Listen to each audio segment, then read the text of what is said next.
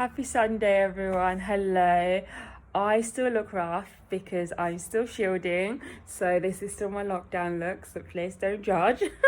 In the video, I say mental illness when it should be mental health condition, so I'm really sorry about that. So today's video is all about how to support somebody with a mental illness. What can you do to support a family member or a friend or somebody that you know that may need your support? How can you help them? So one of the first things I think it's really important is listening, actively listening to that person, showing them that their feelings are valid, what they're saying matters, they are important, letting them know that they're important, having a conversation but not overshadowing them, not downplaying their emotions, act like properly listening to them.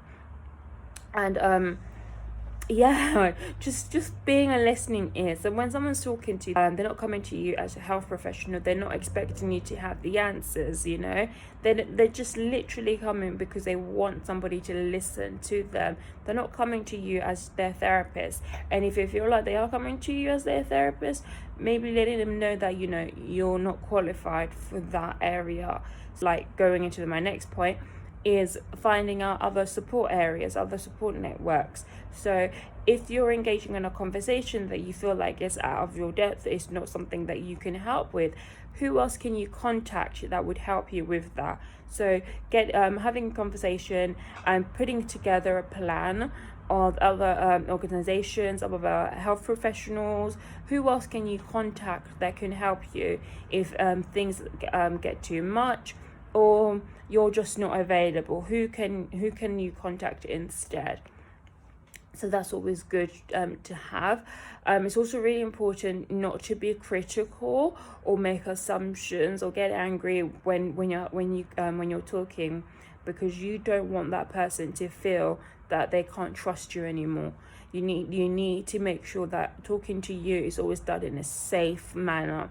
So that could also mean letting them know that if they disclose anything that you think it's really dangerous and puts them at risk or they're at harm, what they say, you can maybe disclose it to somebody else. You may end up calling somebody else because you're worried about their health, making sure that they're aware that that could be something that you do, just to ensure that there's honesty and there's no secrecy between you guys.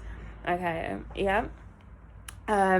Another thing would also be so listening, having other support networks in place, setting boundaries, clear boundaries. So it could also be like, for example, if you're working, the person knows, it could be difficult to get hold of you when you're during your work hours, and maybe if they texted you instead or left you a message, you're able to listen after work and then contact them after that, things like that. Another thing, I think it would be really good if you yourself learned about the mental illness that the person has. So if you were trying to offer someone like me support, maybe learning about the symptoms of depression and anxiety, what the person could go through, in talking to them and just saying, when they're in a good space, if you could maybe help me try to understand the symptoms that you may show, so that if you are going through something, I can pick it up and help you with that. So that's always good. That's good to know. And encouraging the person to get help or to continue with therapy. So that's a really good thing to do as well. So if they're going with therapy, it's good to just, when they do go, like if they tell you I've got therapy on Monday and then Monday comes, maybe just sending them or giving them a quick call just to encourage them and just let them know that you're proud of them for doing it and continue doing it. If they're saying that maybe they're not feeling it anymore, having a conversation with them about why they no longer feel like therapy is for them, or what other support can there be, so who can you contact instead that would be able to help them find something more suitable. Just making sure that they keep engaging with health professionals for their treatment, or if they're taking medication, just encouraging them to continue doing that. Sorry, I say you know a lot.